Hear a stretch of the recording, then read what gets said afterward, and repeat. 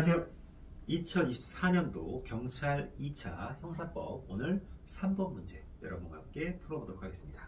자, 3번 문제는 형법 파트 중에 인과관계에 관한 내용입니다. 인과관계. 자, 인과관계와 관련해서 최근에 학설 문제도 굉장히 출제가 많이 되고 있어요. 학설 문제. 근데 오늘은 판례 문제입니다. 판례 문제고 평상시에 여러분들이 거의 다 봤던 판례에 최신 판례 2번 이렇게 껴놓은 그런 형태예요. 4번은 사실은 이론 문제입니다. 4번은 이론 지문을 살짝 껴놓은 거예요. 그래서 1, 2, 3, 4번도 결국은 중요한 거는 2번 판례를 잘 알고 있느냐. 이게 가장 핵심입니다. 그래서 최신 판례를 살짝 넣어놓은 거죠. 그래서 인과관계에 관련된 부분도 학설, 판례 골고루 공부하셔야 됩니다. 특히 학설이 출제되는 부분이라는 거 이거 아주 중요하죠. 최근에 인과관계와 관련된 학설이 상당 부분 출제되고 있다. 여러분들 그거를 좀 잘 인식하셔야 될 것 같아요. 여러분들 수험생활 하다 보면 많이 지치고 좀 외로울 때가 많을 거예요. 아마 저도 과거에 좀 그랬었고 그래서 아마 이렇게 이성교제도 좀 하시고 또 이렇게 서로 뭔가 이렇게 외로움을 좀 이렇게 교제를 통해서 좀 달래보기도 하고 그렇게 이제 지내시는 분들이 많은데 일반적으로 수험 기간 중에 이성교제를 하는 거는 저는 썩 추천하진 않아요. 과거부터 이제 있었던 분이면 괜찮은데 이성교제라는 게 이제 처음 시작하면 너무 설레이고 또 이렇게 폭 빠져버릴 수 있잖아요. 그러면 사실 공부가 잘 머리에 안 들어와요. 그리고 이 항상 수험이라는 압박과 스트레스가 있기 때문에 이게 아무래도 굉장히 좀 예민해져 있고 또 작은 걸로도 싸우게 되고 그러다가 만약에 또 헤어지게 되면 아주 이 정신적으로 굉장히 힘들어집니다, 여러분들. 그래서 어지간하면 수험을 마치고 이성교제 하시는 것이 훨씬 더 건강한 교제가 가능합니다, 여러분들. 그런 케이스를 많이 봤어요. 물론 뭐 좋게 잘 좋은 결론으로 이성교제 하시면서 합격하신 분들이 많습니다만 이게 좀 통상적으로 봤을 때는 특히나 내가 굉장히 초조하고 또 뭔가 여유가 없는 그런 분이면 특히나 이성교제는 좀 자제하시는 것이 맞습니다. 수업 끝나고 나서 그때 편안한 마음으로 만나시는 게 훨씬 더 즐겁고 또 여러분에게 아주 행복한 그런 시간이 될 거예요. 지금은 뭘 해도 마음이 항상 쫓겨요. 불안하고. 그래서 여러분들 그런 것들을 좀 팁으로 하나 말씀을 드리겠습니다. 아시겠죠?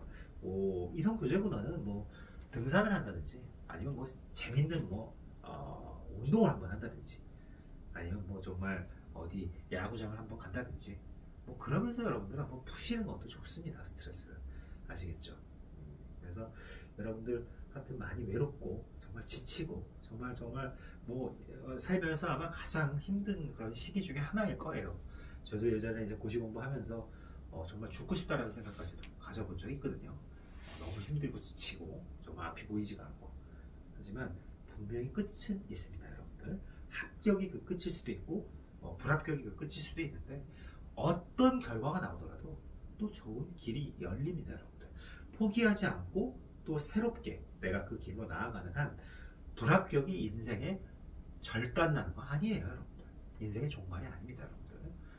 그렇게 생각하지 마세요. 오히려 저 같은 경우는 오히려 시험이 안 된 분들 중에 잘 된 분들이 많아요. 오히려 저 때 사법고시를 떨어졌던 친구들 중에 뒤늦게 이제 로스쿨로에서 들어와서 저보다 훨씬 더 좋은 로펌에 간 친구들도 많고요. 그래서 어마어마한 수입을 내고 있는 친구들도 있고 또 사업을 해가지고 성공한 사람들도 있고 또 오히려 직장에 가서 직장에서 성공해서 임원을 단 친구들도 많습니다, 여러분들. 인생이라는 것이 그렇게 생각보다는 변수가 또 많아요. 또 무궁무진하게 또 달라집니다. 그때 그 순간의 기분이 너무 끔찍해서 그런 거죠. 하지만 여러분들 이왕 여기 온 이상은 반드시 합격을 하시는 것이 어떻게 보면 당연한 거죠, 여러분들. 하지만 불합격했다 해서 좌절하지 마시라는 거예요. 절대로. 아시겠죠? 인생은 길고 할 일은 많습니다, 여러분들. 너무 근시안적인 그런 사고에 사로잡혀 계시는 것은 좋지 않습니다, 여러분들. 아시겠죠? 세상은 정말 넓습니다. 언제든지 내가 재평가될 수 있고 언제든지 내 삶이 뒤바뀔 수 있습니다, 여러분들. 항상 겸손하시고 항상 포기하지 마시고 이 두 가지 여러분들이 잘 머릿속에 넣어놓고 수험을 헤쳐나가시면 좋을 것 같습니다. 자, 오늘 문제 한번 보시면, 자, 인과관계에 관한 설명입니다. 적절하지 않은 것 이렇게 묻고 있네요. 판례 문제. 자, 아짜형 삼거리 사건 너무 많이 나왔죠? 너무 많이 나온 사건이죠. 아짜형 삼거리 사건. 여기서 제한 속도를 위반해서 과속 운전한 직진 차량이 있었어요. 이렇게 이런 차량이 있었는데 대형 차선, 이 반대 차선에서 신호를 위반해가지고 이렇게 좌회전 내려버렸다는 거예요. 그래서 교차로 통과할 때 여기서 퉁 하고 충돌했다는 거죠. 사고가 발생한 거죠. 여기서 이 제한 속도를 조금 위반했다는 거예요. 뭐 한 70 정도 달려야 될 거를 한 90 달렸다는 거예요. 근데 여기서 이 사람, 여기서 좌회전하면 안 되는 차량이었거든요. 근데 여기서 좌회전을 했다는 거예요. 따라서 이 경우에 이 제한 속도를 위반한 거하고 이 교통사고하고 과연 인과관계가 있다? 관련은 없다고 봤어요. 이렇게 좌회전을 할 거라는 것은 도저히 예상할 수가 없었던 거죠. 아무리 여기서 속도를 낸다 하더라도. 그죠? 그래서 이거 맞습니다. 그럼 두 번째, 이 지문이 처음 본 지문일 거예요. 최신 판례입니다. 한국철도공사의 야간 업무에 사용되는 조명탑을 노동조합 갑이 위법하게 점거해서 위력위한 업무방해죄가 성립됐어요. 자, 갑이. 근데 다른 노동조합 을등이 그 조명탑 아래에서 지지발언하면서 음식물을 제공했다는 거야. 음식물. 근데 이건 뭐죠? 을등이 행위가 표현의 자유, 또 일반적 행동의 자유나 단결권의 보호 영역을 벗어날 수가 없다고 볼 수가 없다는 것이죠. 당연히 이거는 노동조합원으로서 행할 수 있는 일반적인 행위라는 거예요. 일반적인 행위. 갑은 위력에 의해서 업무방해죄가 성립이 돼요. 조명탑을 점거하고 있기 때문에 야간에 사용되는. 근데 그 밑에서 이렇게 지지발언을 하고 음식물을 제공하고 이런 행위는 단결권의 보호 영역이라는 거예요. 따라서 을등의 조력행위와 갑의 업무방해죄 실현 사이에 인과관계가 인정되기가 어렵다는 거예요. 따라서 인과관계가 없으면 뭐다? 이 위력에 의한 업무방해죄의 방조범도 성립할 수 없다는 거예요. 그래서 이거는 맞는 지문입니다. 이게 최신의 판례로 나왔어요. 방조범 성립 여부와 관련해서 인과관계가 필요한데 인과관계가 없다는 거예요. 음식물 제공하고 단순 지지발언하는 것만으로. 그렇죠? 이것도 잘 기억을 해두시고 그 다음 3번 지문입니다. 3번 지문. 3번 지문 이제 의료과거 사건이에요. 의료과거 사건. 여러분 의료과거 사건 많이 보셨죠? 의료과거 사건에서 수술을 마친 후 의사가 복막염에 대한 진단과 처치를 지연했어요. 의사가 1차적 원인 제공자죠. 1차적. 즉 복막염에 대한 진단과 처치를 지연했다는 거예요. 이걸로 인해서 환자가 제때 필요한 조치를 받지 못해 사망했어요. 죽었어요.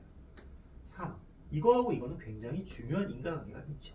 다만 이 사망하는 과정에서 환자가 의사의 입원 지시 및 금식 지시를 무시하고 귀가를 한 사정이 있어요. 근데 이 복막염의 가장 결정적인 원인이 된 건 뭐죠? 지연이요. 지연. 비록 환자가 일부 과실이 있다 하더라도 인과관계는 인정이 된다는 거예요. 이 의사의 과실하고. 그래서 단절된다? 잘못된 얘기죠.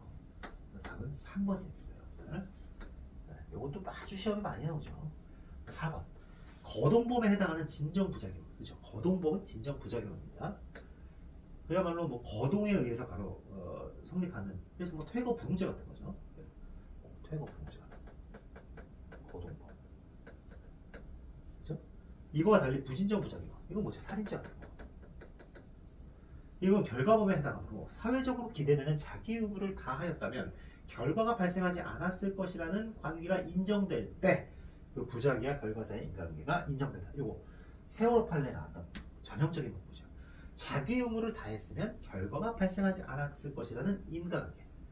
근데 안 했을 때 이 부작위 때문에 결과가 발생했다. 요때 인과관계가 성립하는 겁니다. 아시겠죠? 맞는 질문입니다. 답은 뭐다? 네, 3번입니다. 3번. 네, 그래서 요거 2번 판례는 최신 판례고요. 그래서 여러분들 잘 기억을 해두세요. 2번 판례는. 네, 2번 판례 최신 판례고 이제 3번, 뭐 4번 제가 다 아주 자세하게 해설을 달아놨으니까 밑줄 그으면서 한번 꼼꼼히 보세요. 제가 거의 뭐 요지 전문을 다 달아놨으니까요. 여러분들. 그래서 그렇게 여러분들 좀 정리하면 되겠습니다. 아시겠죠? 네, 오늘 여기까지 하겠습니다. 감사합니다.